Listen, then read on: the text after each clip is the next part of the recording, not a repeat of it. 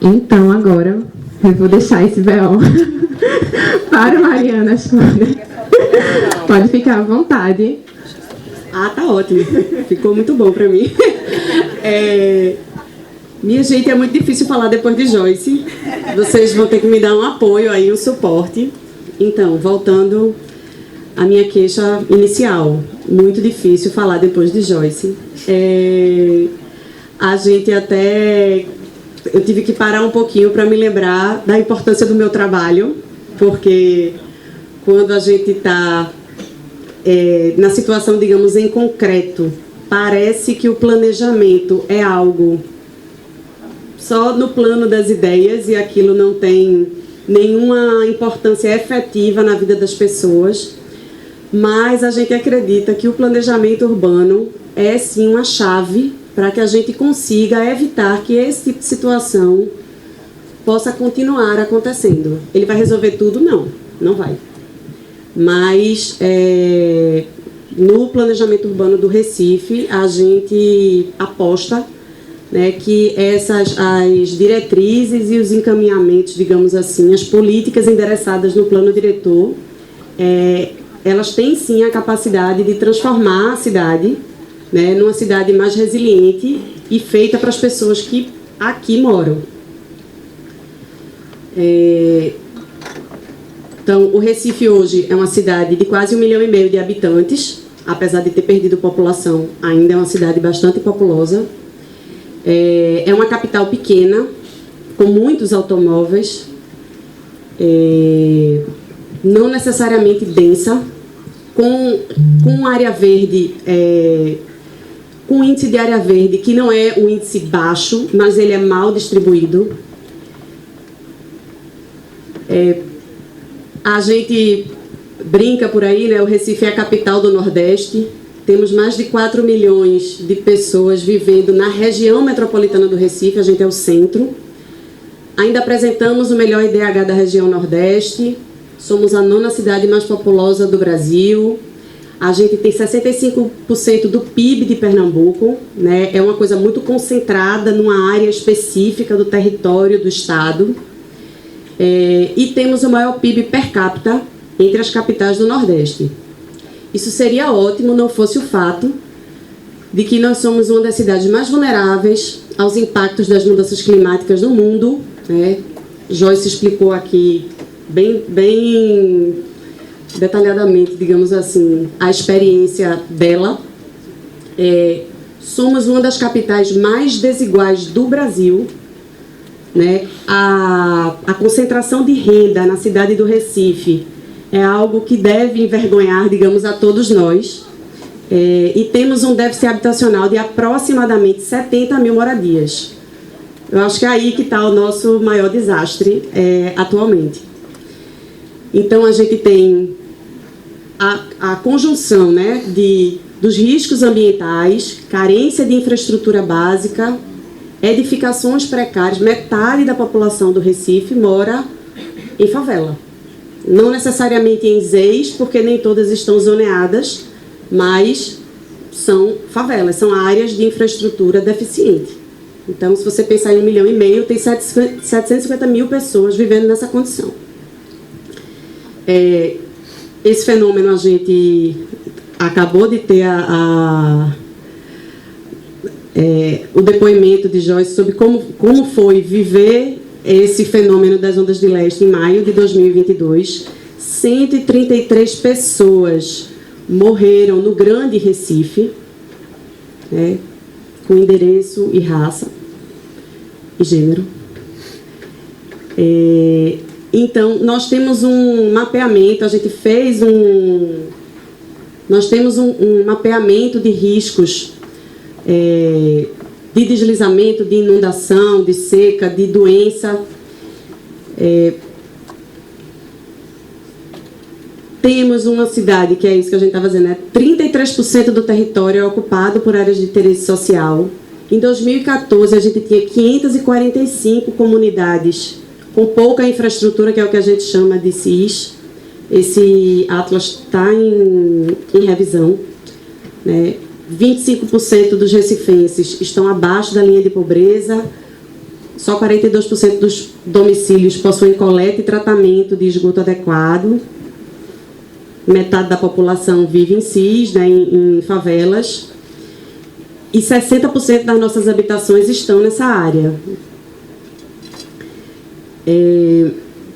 O professor Jaime já deu aula para a gente aqui sobre a nossa planície cercada de morros, né?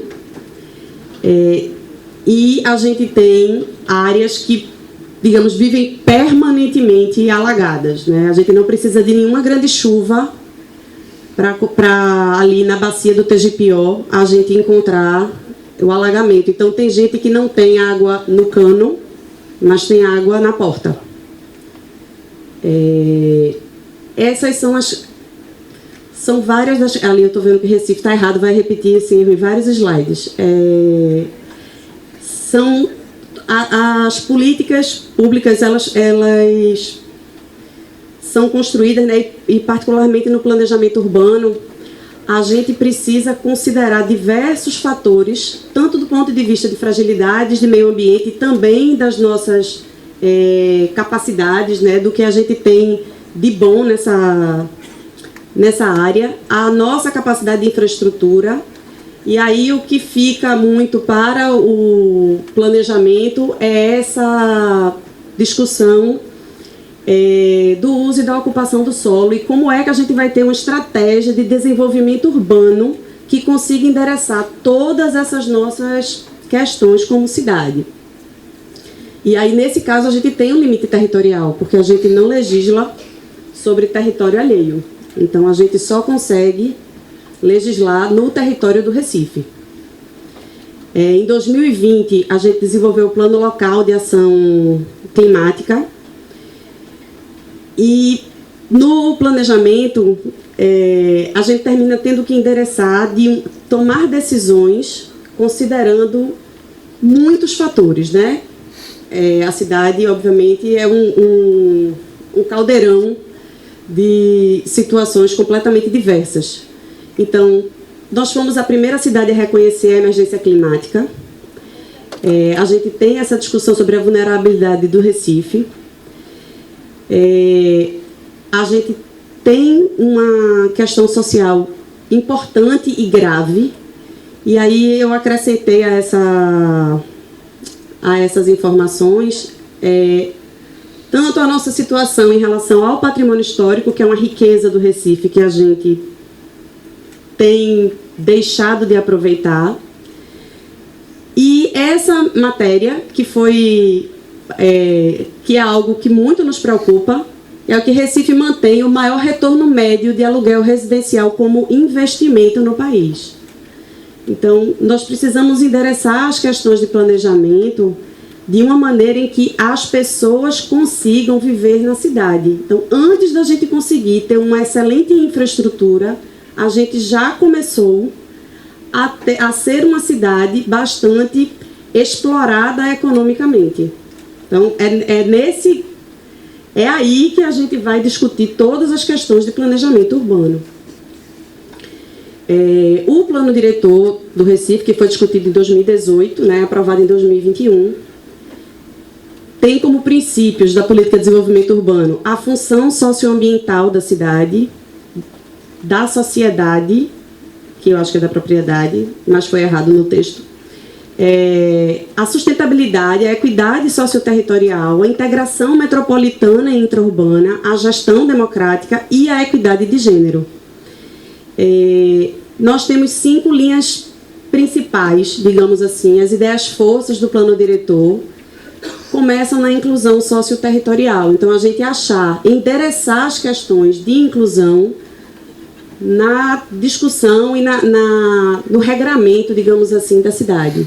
A lógica do Recife como uma cidade-parque, que não é uma cidade cheia de parques, é uma cidade com um espaço público, como é que eu posso dizer? Um espaço público qualificado, né, que a população consiga desfrutar da área pública, reduzir distâncias e ampliar as centralidades e reocupar o centro, trazer a população, prover moradia, estimular a ocupação do centro, que ainda concentra a maior parte dos empregos da cidade, e também estimular as oportunidades de emprego nas áreas de centralidade, que são nossos centros de bairro.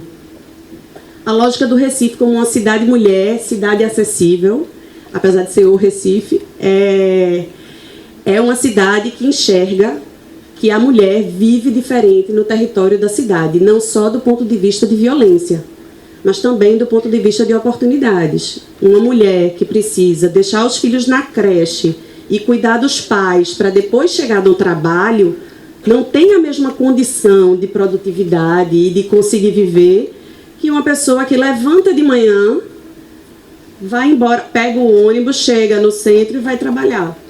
Então, a gente precisa enxergar essas vivências diferentes, né, inclusive nos modos de se movimentar na cidade, para conseguir que seja uma cidade que dê mais condições, que as condições possam ser menos desiguais para os gêneros.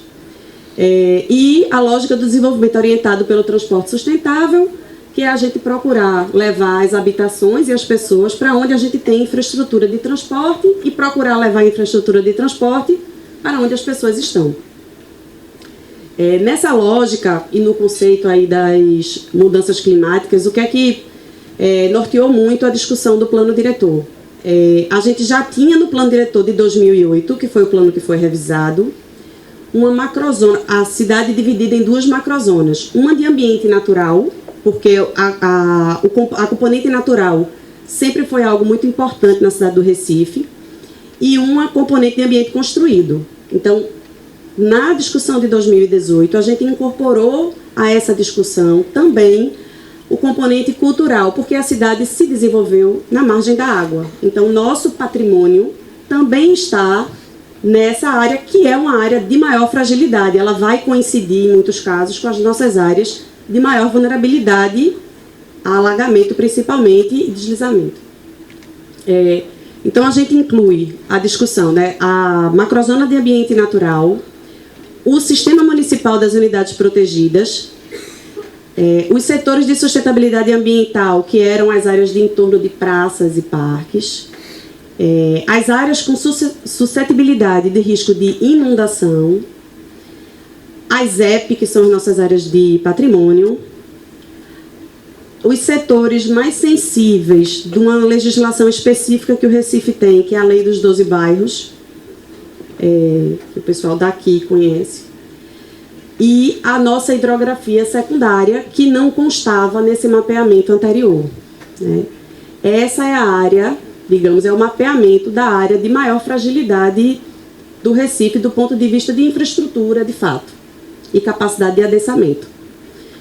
Então, dessa forma, a gente tem que mais de 70% do território é constituído pela macrozona do ambiente natural e cultural. 38% do território está protegido como unidade de conservação da natureza.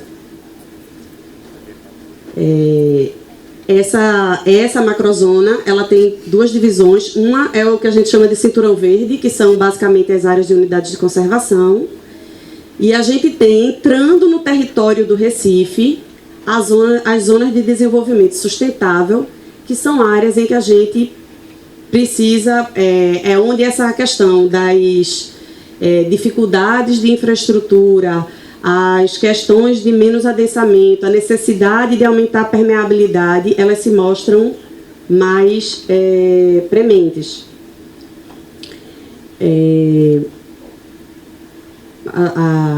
E aí, o que a gente tem na cidade como uma área que poderia ser de maior adensamento, são as áreas de planície. Aí ficou em cinza ainda as áreas de morro, que não são áreas de adensamento. Aliás, apesar de serem adensadas, né, são áreas que têm um adensamento. A gente tem a lógica dos DOTs, que são as ERUs. Deixa eu passar aqui, eu vou voltar. A zona central da cidade, que é uma área que a gente, novamente, tem o plano do centro. Como é o nome, Mariana? O plano do centro na Rota do Futuro, que pretende discutir essa forma mais inclusiva de ocupar essa região, e a gente vem discutindo os instrumentos viáveis para que a gente consiga melhorar essa ocupação e estimular também a ocupação por HIS, né?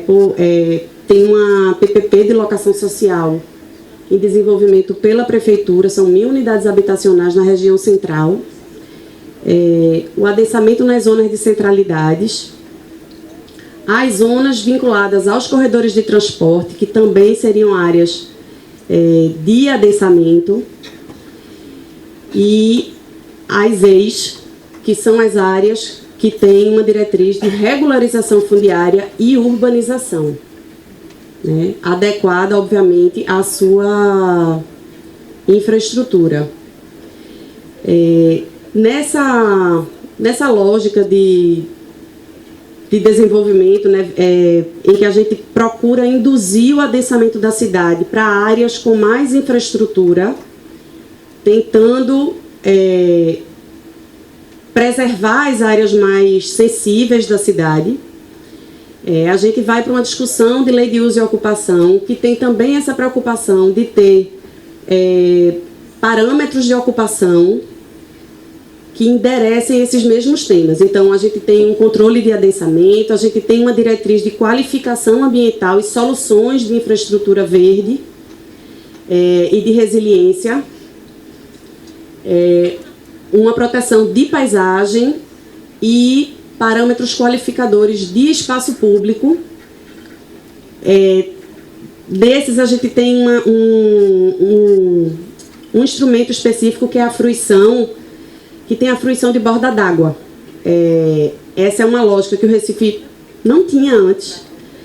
A gente conseguir garantir pelo menos as faixas lindeiras aos rios como áreas de escape, digamos assim, para as águas, né? Hoje a gente ainda não tem essa possibilidade. E nessa lógica também a lei de uso, a proposta da lei de uso, ela endereça essas questões de certificação de construções sustentáveis para conseguir buscar essas soluções de resiliência, né, e de um território que mude a sua forma de construir cidade. E a gente tem uma agenda climática que busca enfrentar a questão das nossas vulnerabilidades. A gente tem um programa importante, que é o Promorar, que tem essa diretriz de resiliência urbana, de buscar a reestruturação do território. Tem programas das áreas de morro, que é o Parceria, os núcleos de defesa civil. Oi? Exato, no PIDEC. Tem um centro de operação, né? Então, assim, o planejamento urbano especificamente, o plano diretor, digamos assim, ele é endereçado pelo Recife 500 anos, que é o nosso plano estratégico de cidade, e procura traduzir nele essas discussões todas que a gente tem sobre resiliência, mas a gente tem uma discussão e uma preocupação, que é a necessidade de uma política muito sustentada, muito forte, de habitação de interesse social. Sem a promoção de habitação, a gente não consegue endereçar como cidade todas as questões relativas não só à mudança climática, mas principalmente às nossas desigualdades, que tornam a nossa população mais pobre a mais vulnerável a todas as nossas questões climáticas. Porque uma coisa é a gente precisar passar por uma rua e ela está alagada, outra coisa é a gente perder a casa, né? Ou a vida. E agora a gente vai discutir as questões aqui com todo mundo. Mas eu acho que essa tem uma questão importante, que é a gente vai discutindo um tema e quando a gente consegue endereçar aquele tema, acho que é um pouco a história das ações que você fala, quando a gente consegue discutir aquele tema, tem um outro que pipoca do outro lado. Então, quando a gente consegue proteger o território, você descobre que ele encareceu muito e aquilo expulsou a população para um outro lugar, que no nosso caso foi Paulista. Então, tem essa lógica de planejamento que a gente precisa trabalhar e revisar constantemente. Obrigada, Mariana. Eu acho que o intuito dessa edição foi, de certa forma, provocar quem trabalha na gestão pública. E então, eu realmente quero agradecer a sua presença e a presença de vários outros aqui que trabalham na Prefeitura do Recife. São enormes os desafios do planejamento urbano, né? A gente sabe que são questões que, no mundo inteiro, né? No Rio de Janeiro, em todas as cidades, em todos os países, dos mais ricos, são problemas constantes, estão para além da atuação, né, da arquitetura e do urbanismo.